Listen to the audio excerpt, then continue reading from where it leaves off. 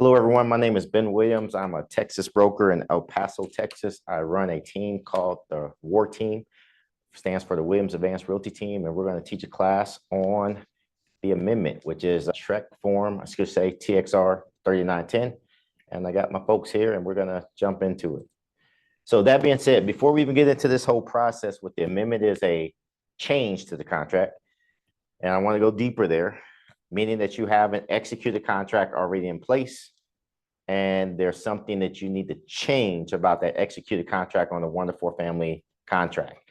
That's the whole purpose of the amendment, and we're going to get into each detail of that, each section of that. If there's any change after you've had to execute a contract, if there's any change to the sales price in paragraph 3, because I pulled up the 1 to 4 family contract, on the 1 to 4 family contract, paragraph 3, if there's any modification or change after you've executed the contract, this is where you're going to annotate in the actual form itself on the amendment. Now, let's say, for example, the original contract had a 20% down for the cash portion that they were going to come to closing with.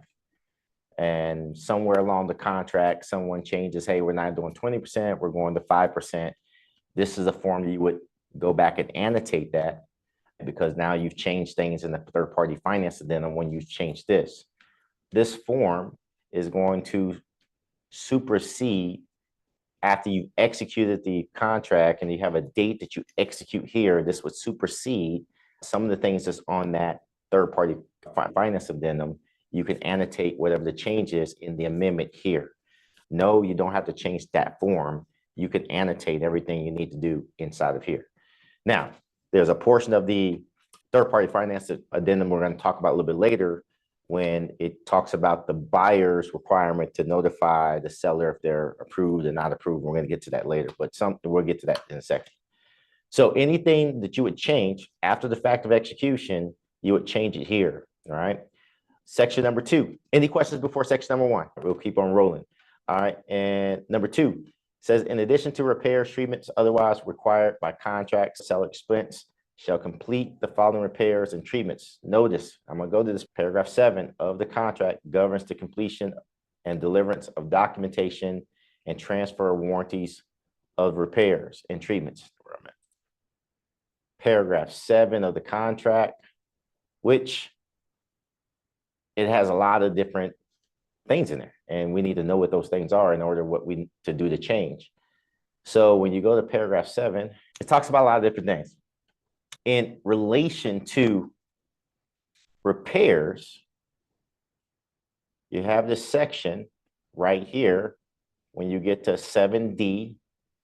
7D, I want to start right at the very top here. I'm going to highlight this. 7D is right there, so everybody sees it, right? It says, acceptance of property condition as is means the present condition of the property with any and all defects and without warranty, except for the warranties of title and the warranties in this contract.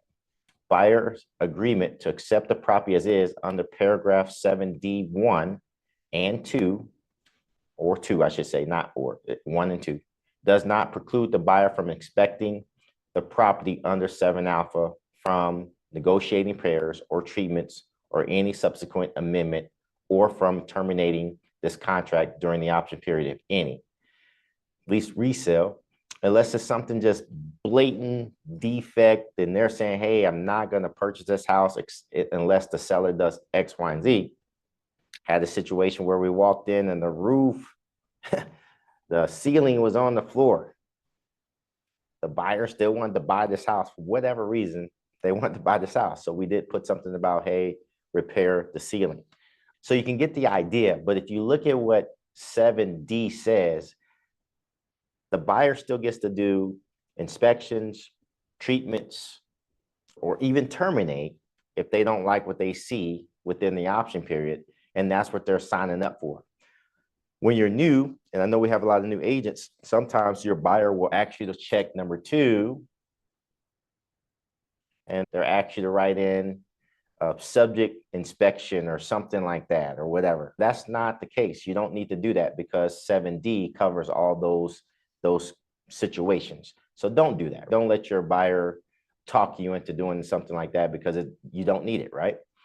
So with that being said, let's go back over to the amendment, right? And it also talks about governs the completion, deliverance, documentation, transfer warranties. Now, here's where you're going to put any type of repairs that you want done. I'm a believer of, if I'm representing the buyer, I think through this process, most times sellers on the way out the door, they're trying to do the least amount that they have to do out the door. Yeah, this contract does say, if you look at it, the contract does say if the repairs are agreed upon and you agree upon them in the amendment, that says completion of repairs, unless otherwise agreed in writing, says unless otherwise agreed in writing, seller shall complete all agreed repairs or treatments prior to closing date. Now that's a key, prior to the closing date. Don't set the expectation with your buyers that the seller has to complete these repairs immediately. It says prior to closing date. It also says, and obtain any required permits. It says the repair and treatment must be performed by persons who are licensed to provide such repairs or treatments, or if no license is required by law, are commercially engaged in the trade of providing such repairs or treatment. Now, my interpretation of that is saying, hey, you can't just go get any old somebody to do repairs when it's not required for a license. You need to be commercially engaged in the trade. So this will be a point of contention sometime with a lot of people because they want to do the repairs themselves as a seller, but the contract does state you're supposed to be commercially engaged in the trade if it's not required to have a license. And let's talk about what's required to have a license. Yeah, you got to have a license for electrical. You got to have a license for plumbing. You got to have a license for HVAC. You got to have a license for any type of structural work and stuff like that, structural engineers. So those things require licenses, right? So if it's outside of those things, they're saying, hey, if you're going to get a repair done, it should be by a person that's commercially engaged in the trade. So keep that in mind when you start to talk about these repairs. It also says, seller shall provide the buyer with copies of documentation of repairs from the repair person showing the scope of work and the payment for the work completed, and at the seller's expense, arrange for the transfer of any transferable warranties with respect to the repairs and treatments to the buyer at closing. People, not everybody's not doing this. And this is an issue, and it's written into the contract that we're supposed to get these repairs, right? We're supposed to get these receipts for repairs, and we need to focus on doing this right. You are required, if you represent the buyer, and hey, the performance of this contract, you're supposed to provide receipts for repairs if they need receipts for any repair, right? And the buyer's agent should be getting the receipts. So that's what's in the contract. We need to make sure we get the repair receipts. It goes on and says, okay, hey, look, if seller fails to complete any agreed repairs and treatments prior to closing date, buyer may exercise remedies under paragraph 15 or extend the closing date up to 5 days if necessary for the seller to complete the repairs. So let's go back over here to this form. This is where you write out these repairs. Now, what's happening in our company sometimes is that you guys are getting the inspection report, and the inspection report talks about what's wrong with the house, but some of the inspection reports doesn't give a full explanation of what needs to be repaired sometimes. So when you do that and you put that explanation where you put the section and nothing else, if that section doesn't clearly identify what the repair is that the buyer is really wanting, then you as a buyer's agent, you need to write that out. You need to sit there and say, okay, we need to have the sink leak stopped or something like that, because they give a section, they have a recommendation or whatever. Sometimes it's not really clear. Some inspectors are better than other inspectors. So keep that in mind. So once you read the inspection report, and if that's how you're going to do it, you're going to put section C12, C section C12, and that's what you're going to do. Just make sure you do that. You need to clarify if that repair is really identified in that inspection. Now, if you're going to do that, my recommendation is that you start that off. If you're going to make the repair from the inspection, my recommendation is, okay, see inspection report dated May 5th, 2025 by Integrity Inspections. And then here, get my section. Then here, this is where you can start putting these sections, you know, C1.2.A, right? And specify fix leaking sink in the bathroom, right? So that gives you like the kind of example I would want to see in there to make sure that you're locking down exactly what has to be repaired. Does everybody get me on that one? Any questions about any? No, Ben, just one thing. Are you able to do your screen just to the side? Because I don't know if it's just my computer, but I can't see all the contract because your screen is right towards the middle of it. Oh, let me see what I got here. Okay, thanks. Ben, I do have a question. This is Debbie. Yeah, sure. So I've seen where you get the inspection report. And if the buyer is willing to share the inspection report, can you say per inspection report items, one paragraph, whatever, however it's worded in the inspection report, but can you do that too? Yeah, long as when you put whatever section is, it clearly identifies what the repair is. Okay. It's just that sometimes when you look at the inspection report themselves, it doesn't clearly say fix X, Y, and Z. So what I have had buyers do in the past, and this is from my own experience, and please correct me if I'm wrong, but I will ask buyers, okay, on this section, what exactly are you requesting to get repaired? And what they send back to me in email, I put that into under here. Okay. That's the way I would want it to be done, for sure. Yep. How do I change that? Is that better? I think that should have fixed it. Yeah, that fixed it. Thank you, Ben. Got it. Didn't know that. Must have had to say in there. All right. That's how I want you to do the repairs. Just make sure you're clear about it, about exactly what the repair is going to be. Section 3, the date in paragraph 9. So in paragraph 9, that's going to be the closing date, right? So let's go to paragraph 9 real quick. And when you go down to paragraph 9. Hey, Ben. Yes. Real quick. So let's say there's a bunch of repairs that have to be made. And they don't fit, all those repairs don't fit in block 2. How would you like to see those? Or how would you like it to be done?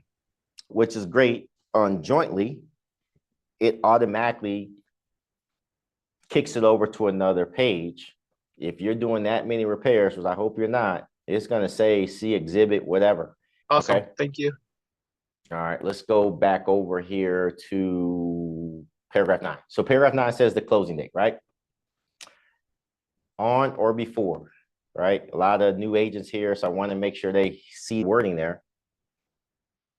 It says on or before, meaning you don't have to change anything or do anything extra if somebody wants to close early. There's nothing to be filled out because it's not changed. You would only need a change if it was going to be after that date in paragraph 9.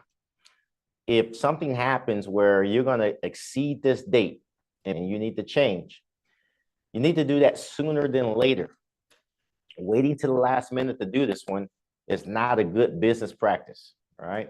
If you start to see things change and twist and it seems like it's going to be one of those situations where you have to extend the closing, then do it sooner than later.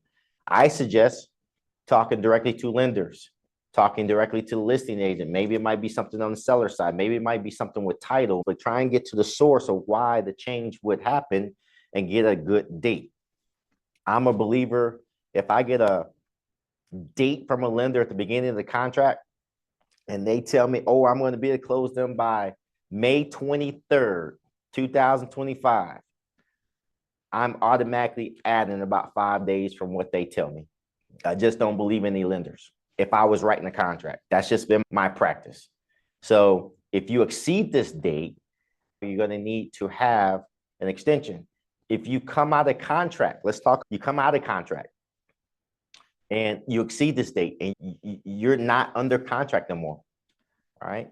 There's no issue if long as buyer want to buy and seller want to sell, and buyer's willing and able and seller still want to sell the house, and and it's past the date. If you guys come in here to do the amendment and extend this date, even though you've passed this date, you just jump back into contract.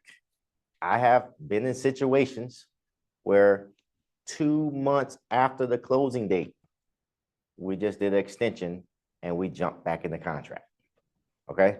I don't recommend that, but it did happen. All of a sudden the buyer popped back up and the seller still hadn't sold their house and they still wanted to buy, and earnest money was still there because they was disputing it. And all of a sudden we just went through a whole process. We extended the contract, pulled out paragraph 3 and changed it to a date, and we was under contract again, and we closed 2 months after this date. It happened. So sometimes if you recreate a new contract, it has to go back through all of the underwriting and everything like that. So it may be easier to extend a contract than to write a new one. And sometimes that just works better with the lenders and things of that nature. So keep that in mind. You don't want to exceed that date, but to extend it, this is what you need to do. You put the date in there, you extend it, and you keep on driving forward. All right. Any questions about the paragraph 9 change before I go forward? So what's a common practice on, should I start investigating 2 weeks before the contract, I guess the closing date? So would I call the lender, make sure, hey, are we still on time? Like 2 weeks out, or when should I be concerned that, hey, now I might need to use this amendment? Mike, I love your question. Great question. I have a rule of thumb. If the buyer goes in the witness protection program and the lender goes in the witness protection program, there's a problem. If any of those things start to happen where a lender is not communicating with me, my spidey senses start to go off a day or two, I'm going to always try and, okay, man, hey, what's going on? What's going on? What's going on? If you just start, and people and everybody that's been in deals before, if you want to speak on this and you've been there, when people start to not communicate, there's an issue. Okay. And that's when you start to dig a little bit deeper and try and figure out what's going on. You're right. Maybe 2 weeks prior, stuff like that, start digging into it. You need, if you're the buyer's agent, you need to make sure that the seller's getting out on the right time. We've had situations where sellers not even getting out and stuff like that. All these things apply, but your job to a certain degree is to be proactive, try and figure out what's going on, and talk to lender and title as much as you possibly can. As a listing agent, your job, you should be talking to the lender too, and title. You have every right to talk to anybody in that party of this contract, whatever, except for that buyer. You shouldn't talk to the buyer, but anybody else, you have every right to talk to. So whatever you got to do to get the information you need to get, that's your job. You should try and ask those questions. Hopefully, everybody wants to talk and everybody wants to communicate, and they should. But when they stop, there's a problem to me. And I don't know if anybody else that's closed the deals want to speak on that, but that's my case. That's my thoughts. Ben, I got a question. Sure. What is the procedures after you extend closing and you conduct this amendment? Everybody has to be updated. Title, lender, of course, buyer and seller, buyer's agent, stuff like that has to be updated. Anything you do here needs to be updated to all the parties. Is that what you're getting at? Yes, Ben, because I've run into the issue where it wasn't communicated to either lender or title, and they've had the old or the original contract and they didn't have any changes. So it just could prolong the closing and create issues later on. So that's correct, Ben. Okay, good point. I'm glad you brought it up. If I'm an agent and I'm involved in it, I don't care what side I'm on. If it's a change, I'm gonna make sure I'm pinging everybody. I like to touch everybody. If I'm a buyer's agent, title, lender, listing agent, everybody. If I'm on the other side, I'm gonna touch everybody because the change needs to get out to everybody. So that's just the way I do my business. Because you have every right to talk to everybody except for that principal client on the other side. Everybody else is free game. Luckily, we have TCs and they should be doing this stuff as well. They should be pinging everybody involved in this whole process. And that's for any of these changes. Let's keep on going. Any other questions before I move forward? All righty. Okay. Paragraph section 4 should say the amount in paragraph 12A 1B of the contract is changed to. So let's go over to 12A 1B. So 12A 1B, it talks about 12A 1B. Says the following amount is applied to the broker's fees that the buyer has agreed to pay. So this is in terms of the commission being paid or whatever that looks like. If there's any changes there, this is where you would make that change here. In section 5, C is going to 12A1C. If we're changing anything, and C is going to address the actual, hey, what amount is going to the buyer's expenses right here in 12AC. If anything is changed to that. Now, let's say the original contract had $5,000. Let's say the original contract had $5,000. And now through negotiations, what happened?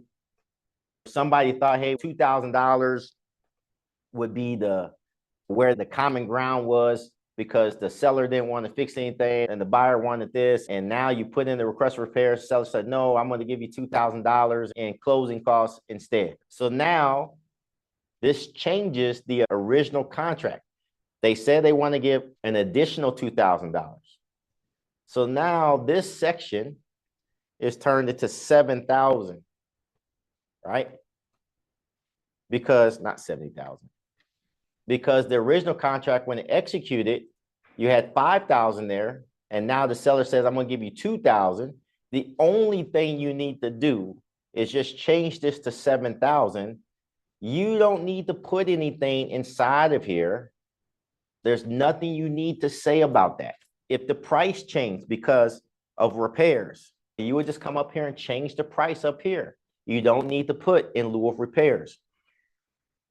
As you do this business long enough, there's going to be a day that you do put in lieu of repairs and you say something like the seller's going to give $2,000 and you write that in there. You're going to get some underwriter that sees this amendment and they're going to say, what repairs?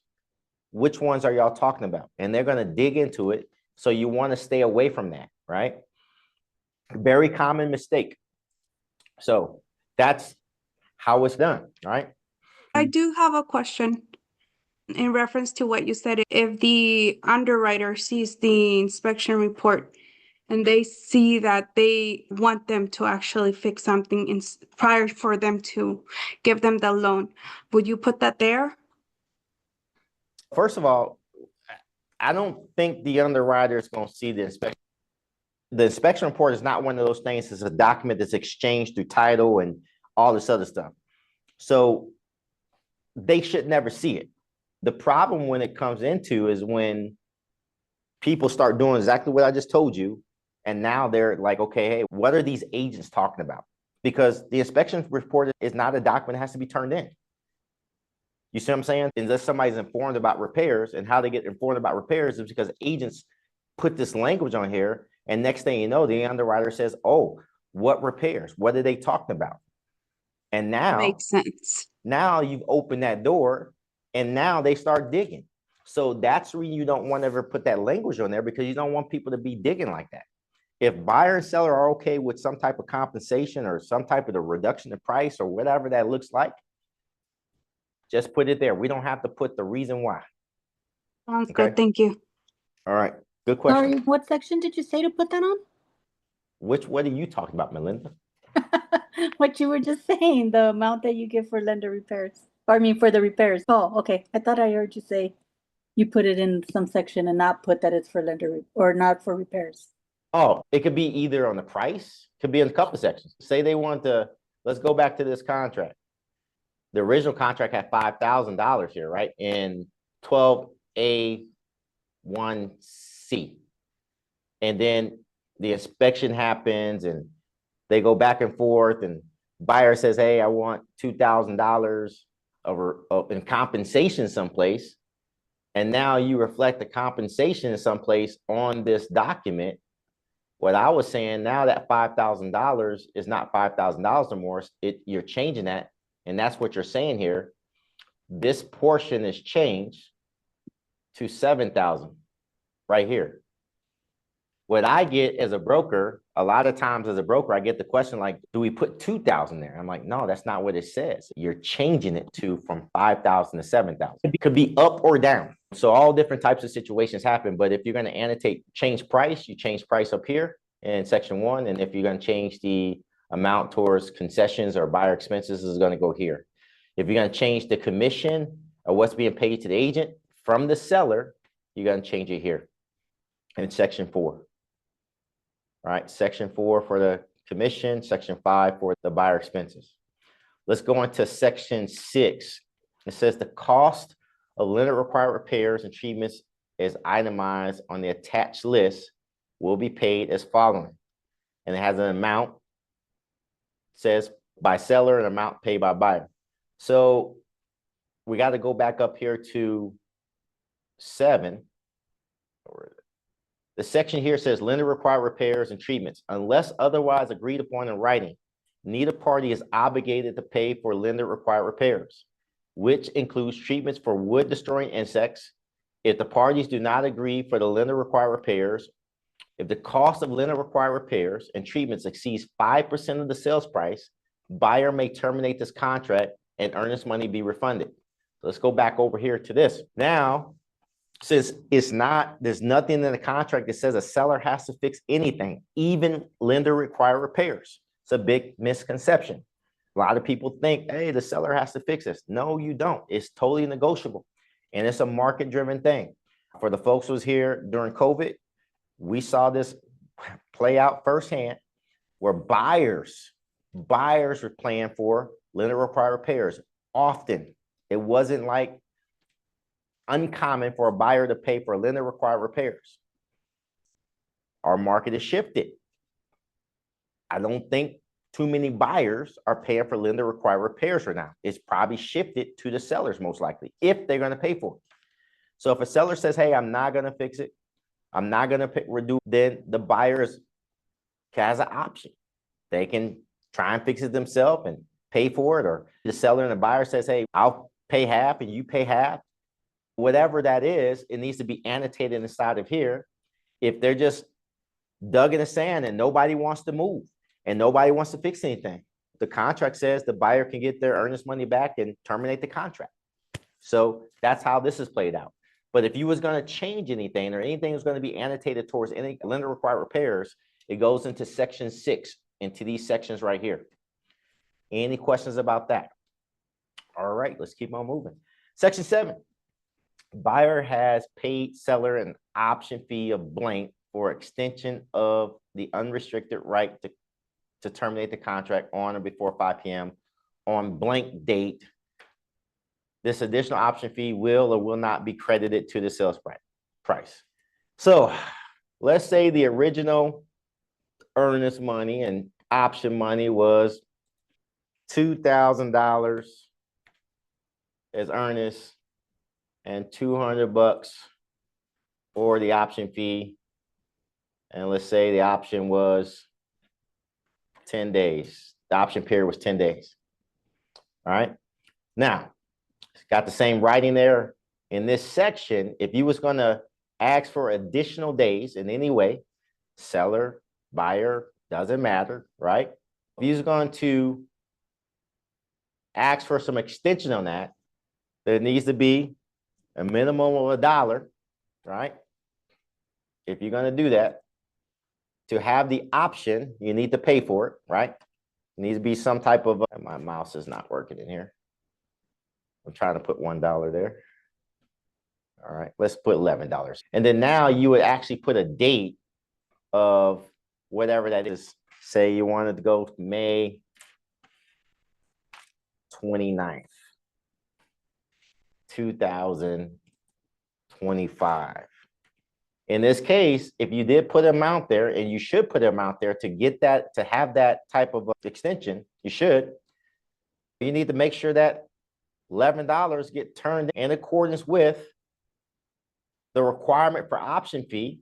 If you go back over here, it tells you within 3 days of the effective date, if we executed this document and we executed it today, 23rd of May, we fall into the same thing that this contract says here. And it talks about if it lands on a holiday and all this other stuff, blah, blah, blah, blah. All that stuff still applies right here. The last day to deliver option falls on says the next day is a Saturday, Sunday, or legal holiday. It's the next day. So we would be in that category with this one, because the third day that option would be due would be tomorrow would be day 1, which is Friday. The next day would be day 2, which is Saturday. The third day the option is supposed to be turned in, the additional option would be Sunday. That's falls in this category, right? Sunday or holiday. The next day, which is the holiday, then the option fee would have to be turned in by Tuesday, 5 p.m. Any questions about that one right there? Nope. And then the next the other part there says, okay, the option fee will not be credited towards the sales price. So that means that $11 at closing, what you get the CD, it should have the $11. If you put will, then that $11 should go towards that purchase price. If you say put will not, then that $11 doesn't go towards the purchase price, right? So it's your option, whatever flips your boat for the $11, whatever. If it's a substantial amount of money, you probably want to put it towards the price. There's no right or wrong answer for this one. Let's keep on going. Hopefully you never do this, at least in my company.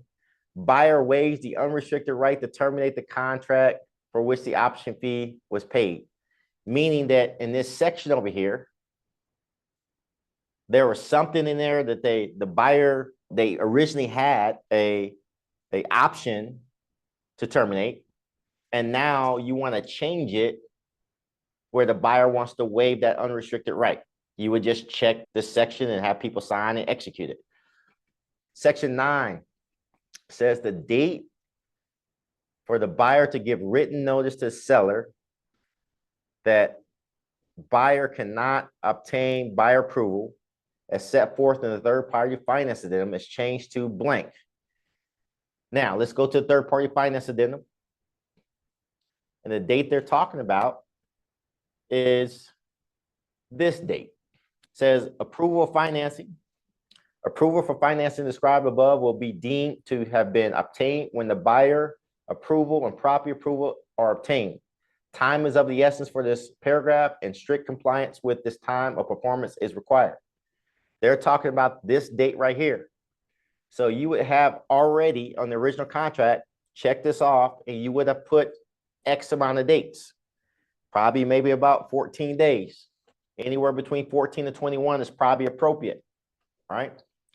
What they're saying here, this contract or this amendment is saying, hey, we're going to change this date that was on the third-party finance addendum and change it to a different date. Then you have to inform and get permission from the seller to a notice that this has changed.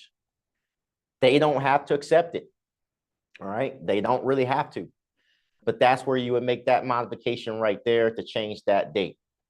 Any questions about that one? All right. Okay. Section 10.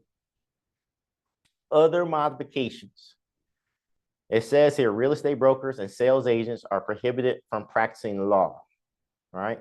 So what I ask people all the time in our company, if you're going to put anything in other modifications, make sure I know what you're putting in there so we make sure we're not practicing law.